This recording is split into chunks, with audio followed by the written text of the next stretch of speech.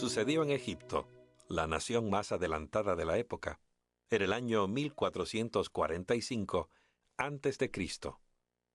Durante 215 años, los hijos de Israel habían vivido allí y sufrido una dura esclavitud. Durante el último siglo, los faraones amigables que habían conocido y admirado a José habían muerto hacía ya mucho tiempo. Los nuevos gobernantes egipcios vieron a la siempre creciente comunidad israelita como una amenaza a la seguridad nacional, temiendo que en caso de guerra se aliaran con los enemigos de Egipto. Así que pusieron yugo sobre el pueblo de Israel, forzándolos a ser esclavos bajo su agobiante tiranía. Dice la Biblia, pero cuanto más los oprimían, tanto más se multiplicaban y se propagaban. Éxodo 1, verso 12. Los hijos de Israel gemían a causa de la esclavitud y clamaron a Dios, y el clamor de ellos a causa de su esclavitud subió a Dios. Dios oyó el gemido de ellos y se acordó de su pacto con Abraham, con Isaac y con Jacob. Éxodo 2, versos 23 y 24. Habían pasado más de 400 años desde que Dios había hecho un pacto con Abraham con respecto a su posteridad y su liberación. Y ahora había llegado finalmente ese día. Dios estaba listo y su libertador estaba también preparado. Y se encontraron Dios y Moisés, no en un palacio ni bajo la sombra de una gran pirámide, sino en el desierto de Madián, junto a una zarza ardiente. Y le dijo Jehová, ciertamente he visto la aflicción de mi pueblo que está en Egipto, y he oído su clamor a causa de sus opresores, pues he conocido sus sufrimientos. Yo he descendido para librarlos. Y dirigiéndose a Moisés, añadió, pero ahora ve, pues yo te envío al faraón para que saques de Egipto a mi pueblo, a los hijos de Israel. Habían transcurrido 40 años desde que Moisés había abandonado el palacio real de Egipto. 40 años que no hablaba el idioma egipcio. De hecho, durante esos 40 años, simplemente había cuidado ovejas en el desierto solitario. No tenía más esa seguridad personal de que había gozado como un orgulloso príncipe de la corte egipcia. La Biblia dice, Moisés fue instruido en toda la sabiduría de los egipcios y era poderoso en sus palabras y hechos. Hechos 7:22. Pero en el desierto Moisés aprendió más que la humildad. Al cuidar de las ovejas, aprendió una lección de paciencia y delicadeza. Dios sabía que ahora Moisés estaba listo para librar a Israel y cuidar paternalmente de su pueblo. Moisés obedeció humildemente las instrucciones de Dios y aceptó lo que en ese momento parecía una tarea imposible. Para ayudar a Moisés a cumplir su increíble misión, Dios le dio instrucciones a Aarón, el hermano mayor de Moisés, que él mismo era un esclavo en Egipto, que saliera al encuentro de Moisés. No solamente le daría apoyo moral, sino que sería el vocero de Moisés, siendo que éste no había practicado el idioma egipcio por muchos años. Los dos hermanos entraron al palacio de Faraón, anunciando que eran embajadores enviados por Dios. Hablaron en su nombre y dieron testimonio de su gran poder. La mirada altanera del orgulloso gobernante seguramente captó por un momento la inusual escena. Delante de él estaban dos hermanos, un humilde pastor madianita, aferrado todavía a su cayado, y el otro un esclavo hebreo que vivía en Egipto. Ambos estaban proclamando el gran poder del Dios a quien servían. Cuando Aarón anunció que traían un mensaje del Señor, pidiendo que el faraón dejara libre a su pueblo, éste exclamó, sarcástico y disgustado, ¿quién es Jehová, para que yo escuche su voz y deje ir a Israel? Yo no conozco a Jehová, ni tampoco dejaré ir a Israel.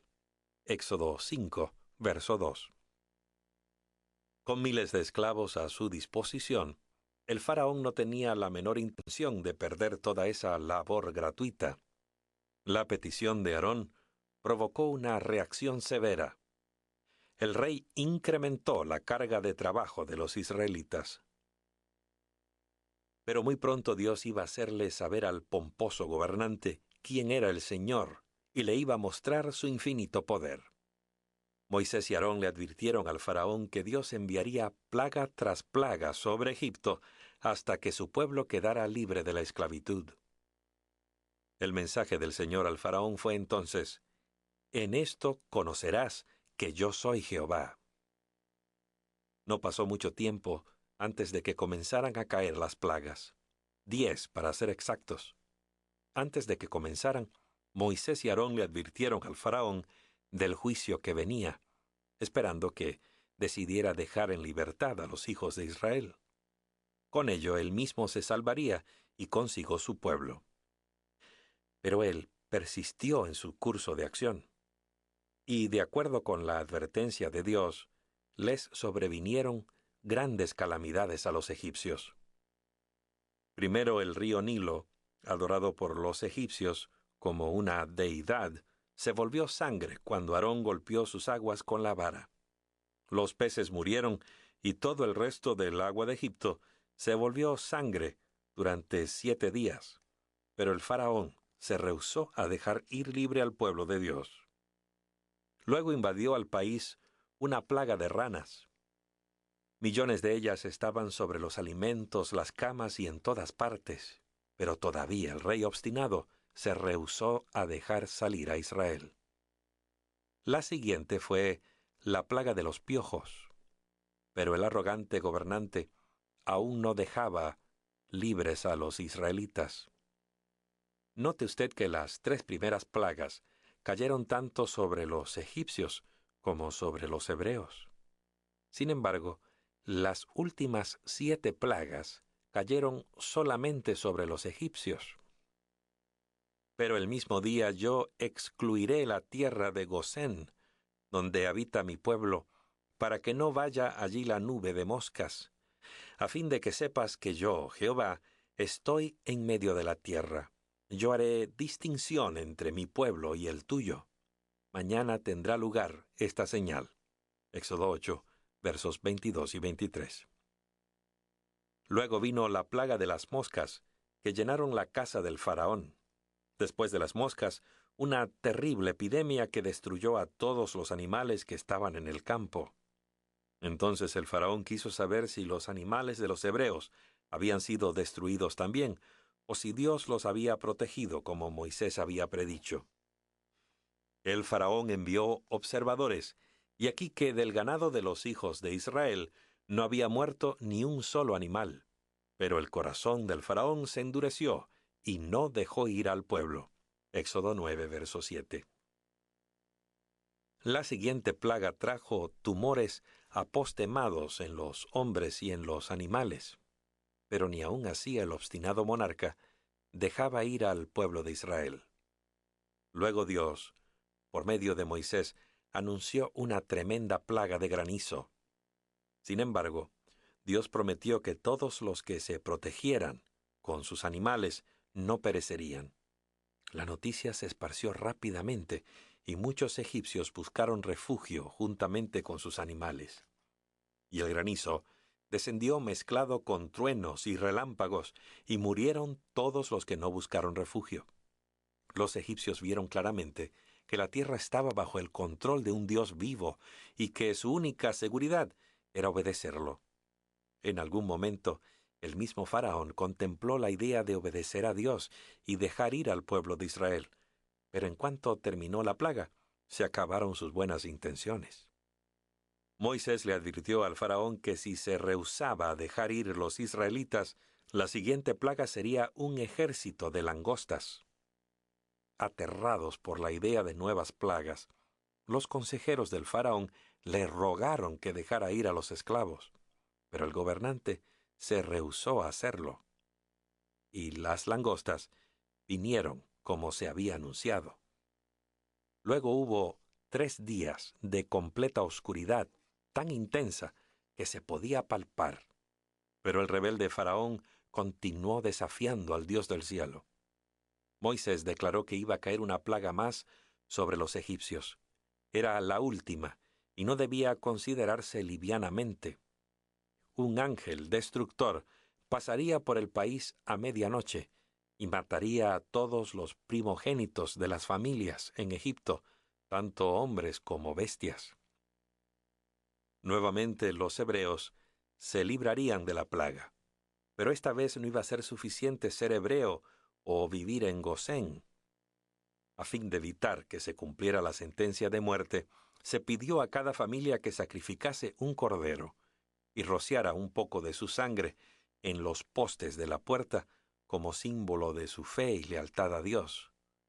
Dios les prometió: «Yo veré la sangre, y en cuanto a vosotros, pasaré de largo, y cuando castigue la tierra de Egipto, no habrá en vosotros ninguna plaga para destruiros». Éxodo 12, verso 13. Qué interesante escena se pudo contemplar esa noche. Miles de familias hebreas y muchas de las egipcias observaban mientras el padre de la familia sostenía con una mano un recipiente con sangre y en la otra un manojo de hinojo con la cual rociaba los postes de la puerta. Uno puede imaginarse que los espectadores más preocupados esa noche eran los primogénitos de cada familia. Aconteció que a la medianoche Jehová mató a todo primogénito en la tierra de Egipto, desde el primogénito del faraón que se sentaba en el trono, hasta el primogénito del preso que estaba en la mazmorra, y todo primerizo del ganado. Éxodo 12:29. Sin embargo, en ningún hogar donde se habían rociado con sangre los postes de la puerta, en obediencia a las instrucciones de Dios, cayó esta terrible plaga. Por todo el vasto reino egipcio se escuchaban los lamentos de los deudos, y con las rodillas temblando y los nervios destrozados, Faraón recordó cómo había ridiculizado al Dios de los hebreos y exclamado con sarcasmo y rudeza: «¿Quién es Jehová para que yo escuche su voz y deje ir a Israel?». Ahora sabía quién era el Dios de Israel. Humildemente él y sus consejeros hicieron venir a los dos hermanos hebreos y los instaron a que con todos los hijos de Israel abandonaran cuanto antes la tierra de Egipto, porque tenían miedo de perder la vida ellos mismos. A la medianoche fue dejado en libertad el pueblo escogido de Dios, y de la manera como Él se lo había mandado, estaban preparados y listos para la ocasión. Con el manto y los zapatos puestos, estaban listos para emprender el gran éxodo. Ahora por fin estaban en camino a la tierra prometida. Bueno, dirá usted, esa es una historia muy interesante, pero ¿qué importancia tiene para los que vivimos en este siglo? Sin temor a equivocarnos, nos atrevemos a decir que es de vital importancia. En el Nuevo Testamento encontramos algunas notables profecías que dan detalles de los acontecimientos finales que tendrán lugar en esta tierra. Estas profecías hacen muy claro que una vez más la tierra se verá azotada por plagas, solo que en una escala mucho mayor. Con absoluta seguridad, de acuerdo con la profecía bíblica, la historia se repetirá. No 10 plagas, sino 7, las cuales culminarán con la liberación del pueblo de Dios, no de la esclavitud de Egipto, sino de un planeta en rebelión. Pero así como los hijos de Israel que pasaron por un tiempo de aflicción antes de su liberación gloriosa de la esclavitud de Egipto, y fueron testigos oculares de las plagas que cayeron sobre los egipcios, el pueblo de Dios verá caer las últimas 7 plagas sobre los que no hayan arreglado sus cuentas con Dios antes de la venida de Cristo. El profeta Daniel describe este período de prueba. En aquel tiempo se levantará Miguel, el gran príncipe que está del lado de los hijos de tu pueblo. Será tiempo de angustia como nunca fue desde que existen las naciones hasta entonces. Pero en aquel tiempo tu pueblo será librado, todos aquellos que se encuentren inscritos en el libro. Daniel 12, verso 1. El Evangelio eterno será predicado en todo el mundo. El llamado del segundo ángel a salir de Babilonia o de los falsos sistemas de adoración habrá sido dado. Entonces el ángel, a gran voz, proclamará a todo ser humano: si alguno adora a la bestia y a su imagen, y recibe su marca en la frente o en la mano, él también beberá del vino del furor de Dios. Esta es la advertencia más sorprendente en toda la Biblia, que Dios dirige a los mortales. Pero nadie recibirá la marca de la bestia o beberá del vino de la ira de Dios hasta que este asunto sea visto claramente por los habitantes de la tierra y hayan tenido la oportunidad de elegir entre los mandamientos de Dios o los mandamientos de los hombres. Pero cuando todo se haya cumplido, entonces se cerrará la puerta de la gracia para la humanidad. Entonces Cristo hará el solemne anuncio: el que es injusto, haga injusticia todavía; el que es impuro, sea impuro todavía; y el que es santo, santifíquese todavía. En aquel día habrá terminado la labor de Cristo como nuestro sumo sacerdote en el cielo. Cada caso habrá decidido para vida eterna o muerte eterna. La puerta de la misericordia de Dios se habrá cerrado. Entonces los habitantes de esta tierra experimentarán el tiempo de angustia anunciado por el profeta Daniel. Amigo que me escuchas, Dios no va a llevar consigo a sus hijos hasta que terminen las plagas. Ellos permanecerán aquí en la tierra hasta el fin. Serán protegidos durante las plagas de la misma manera como ocurrió con el pueblo de Israel. Pero no estarán libres de dificultades y sufrimiento. Será un tiempo de aflicción para todos. Y amigos, la más vívida descripción de este período de la historia de la tierra se queda corta ante la magnitud de la realidad cuando los pecadores beban de la copa de la ira de Dios sin mezcla de misericordia. Al apóstol Juan se le dio una vislumbre de este terrible tiempo de prueba que tendrá lugar justamente antes de la venida de Jesús y de la liberación de su pueblo. Vi otra señal en el cielo grande y admirable: 7 ángeles que tenían las 7 últimas plagas, con las cuales la ira de Dios es consumada. Dijo además el apóstol: entonces oí una gran voz que desde el templo decía a los 7 ángeles: id y derramad las 7 copas de la ira de Dios sobre la tierra.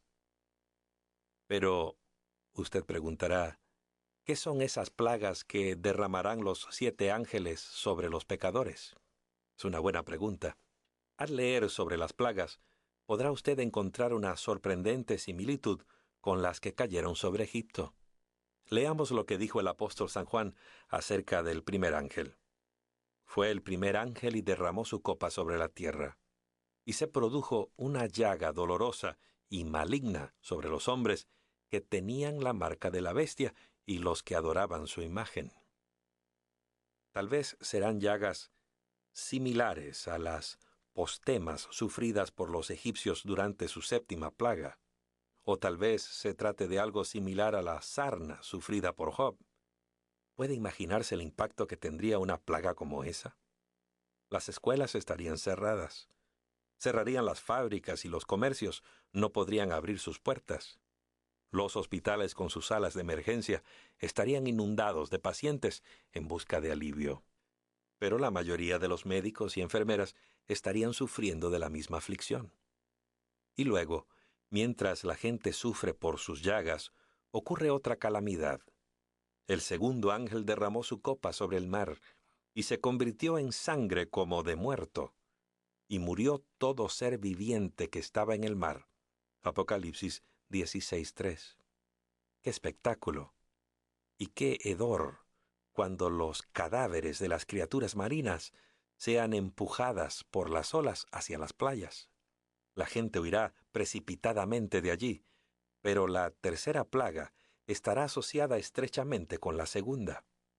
Dice la palabra: el tercer ángel derramó su copa sobre los ríos y sobre las fuentes de las aguas, y se convirtieron en sangre. Imagine usted, la persona abre la llave del agua y en vez de agua sale sangre. ¡Qué horror! ¿Podría haber algo más terrible? Pero frente a lo horrible y espantoso de estas últimas plagas, la justicia de Dios queda completamente vindicada, porque dice el ángel: «Justo eres tú, porque has juzgado estas cosas, porque ellos derramaron la sangre de los santos y de los profetas. Tú también les has dado a beber sangre». Durante ese tiempo, cuando los pecadores estén pereciendo de sed y no tengan nada para beber, sino sangre, se les hace la promesa a los que caminan en justicia. Su pan les será provisto y su agua no faltará. Isaías 33, 16. Sigue anunciando la Biblia que el siguiente ángel vació su cáliz. El cuarto ángel derramó su copa sobre el sol, y le fue dado quemar a los hombres con fuego. Los hombres fueron quemados con el intenso calor y blasfemaron el nombre del Dios que tiene autoridad sobre esas plagas, pero no se arrepintieron para darle gloria. Entonces el quinto ángel vació su cáliz sobre la silla de la bestia. El quinto ángel continúa la predicción apocalíptica. Derramó su copa sobre el trono de la bestia, y su reino fue convertido en tinieblas. Se mordían las lenguas de dolor, y blasfemaron al Dios del cielo por sus dolores y sus llagas, pero no se arrepintieron de sus obras. Apocalipsis 16, versos 10 y 11. Por medio de este texto descubrimos que las plagas no son universales, ni son inmediatamente fatales, porque aquellos que estaban bajo la quinta plaga están sufriendo todavía de las llagas de la primera. Aparentemente las plagas caen sucesivamente en vez de hacerlo simultáneamente, pues los efectos de cada una persisten durante la siguiente. En la sexta plaga viene la gran batalla final del Armagedón. El sexto ángel derramó su copa sobre el gran río Éufrates, y sus aguas se secaron para que fuese preparado el camino de los reyes del oriente. Vi salir de la boca del dragón 3 espíritus impuros semejantes a ranas, y de la boca de la bestia y de la boca del falso profeta, pues son espíritus de demonios que hacen señales, los cuales salen a los reyes de todo el mundo habitado para congregarlos para la batalla del gran día del Dios Todopoderoso. Y Apocalipsis 16, verso 16 dice: «Y los congregó en el lugar que se llama en hebreo Armagedón». Todo el mundo está involucrado en este conflicto final. El apóstol Juan declara: «Vi el cielo abierto, y aquí un caballo blanco, y el que lo montaba se llama Fiel y Verdadero, y con justicia él juzga y hace guerra». Los ejércitos en el cielo le seguían en caballos blancos, vestidos de lino fino, blanco y limpio. De su boca sale una espada aguda para herir con ella a las naciones. Él pisa el lagar del vino del furor y de la ira del Dios Todopoderoso. El séptimo ángel derramó su copa por el aire, y salió una gran voz del santuario desde el trono que decía: «Está hecho». Entonces se produjeron relámpagos y estruendos y truenos, y hubo un gran terremoto. Toda isla huyó, y las montañas no fueron halladas más. Y del cielo cayó sobre los hombres enorme granizo, como de un talento de peso. Y los hombres blasfemaron a Dios por la plaga del granizo, porque la plaga era grande en extremo. La mayoría de los eruditos bíblicos calcula que un talento pesa aproximadamente 32 kilos. Nadie puede imaginarse la devastación que podría crear semejante tormenta de granizo. Pero la Biblia nos consuela diciéndonos que el Señor mismo interrumpirá el conflicto el momento que sale con sus ejércitos del cielo a salvar a su pueblo de un planeta en rebelión. Pero se preguntará usted: ¿cómo puedo estar seguro de la protección de Dios cuando comiencen a caer las plagas? Hay una sola forma, amiga, amigo mío. Como recordará, la gente que fue salvada de la plaga final de Egipto mostró su fe y lealtad a Dios como su libertador, rociando la sangre del cordero del sacrificio en los postes de la puerta. Cuando pasó el ángel destructor sobre su casa, estaban seguros en medio de la destrucción. Habían seguido las instrucciones de Dios y hecho las preparaciones necesarias. Y en la etapa final del mundo, el pueblo de Dios será librado cuando caigan las plagas, si la persona ha aceptado al Cordero de Dios como su sacrificio y ha permitido que su sangre la haya lavado del pecado. Ahora mismo estamos eligiendo de qué lado estaremos, si del lado de Dios o del lado del ángel rebelde. Amigo que me escuchas, cuando los ángeles destructores comiencen su trabajo, será demasiado tarde para cambiarse de bando. La puerta de la misericordia se habrá cerrado para siempre. ¿No quisieras ponerte ahora de parte de Dios, bajo la protección de la sangre de Jesús? En Jeremías 8:20 se encuentran las palabras más tristes que se hayan pronunciado jamás. Ha pasado la siega, se ha acabado el verano, y nosotros no hemos sido salvos. Se cuenta la historia de un leñador australiano que construyó una pequeña cabaña a la orilla del bosque. No era una gran vivienda, pero era su hogar. Cierto día, al regresar de su trabajo, ¿cuál no fue su sorpresa y angustia al encontrar solo un montón de ruinas de lo que había sido su pequeña cabaña? Todo lo que quedaba eran unos leños retorcidos y algunas piezas de metal ennegrecidas por las llamas. Entonces se dirigió a donde había estado su viejo gallinero. Todo lo que encontró fue un montón de cenizas y algunos alambres retorcidos. Pero de pronto, entre los escombros, le llamó la atención un montón de plumas chamuscadas. Sin proponérselo, lo pateó y entonces, ¿qué cree usted que sucedió? 4 pequeños pollitos salieron fuera. Habían quedado protegidos milagrosamente bajo las alas de su madre. Y en el idioma más bello y significativo de las Escrituras, Dios describe su anhelo mayor con respecto a cada uno de sus hijos en la tierra cuando caigan las plagas. El que habita al abrigo del Altísimo morará bajo la sombra del Todopoderoso. Con sus plumas te cubrirá, y debajo de sus alas te refugiarás.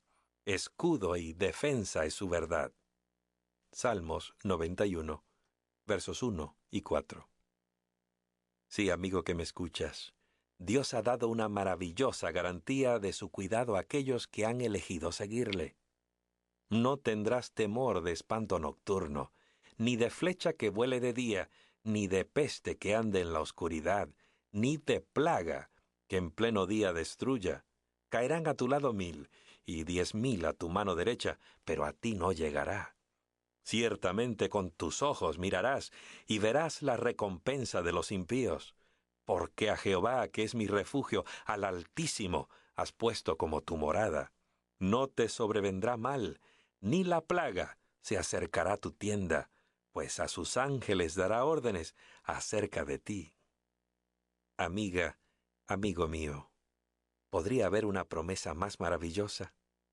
¿No desearías estar protegido bajo las alas del Todopoderoso cuando comiencen a caer las plagas, en ese tiempo cuando no habrá lugar donde esconderse? Nuestro Padre Celestial desea protegerte y salvarte en la hora de tribulación y destrucción. Si le entregas tu vida, Él será capaz de protegerte, así como la gallina protege a sus polluelos debajo de sus alas. La decisión es tuya. Estoy seguro que a Dios le gustaría tomar la decisión por ti, de manera que pudieras estar con Él por la eternidad, pero no puede hacerlo. Tú eres el único, tú eres la única que puedes tomar esa decisión. No esperes, hazlo ahora mismo.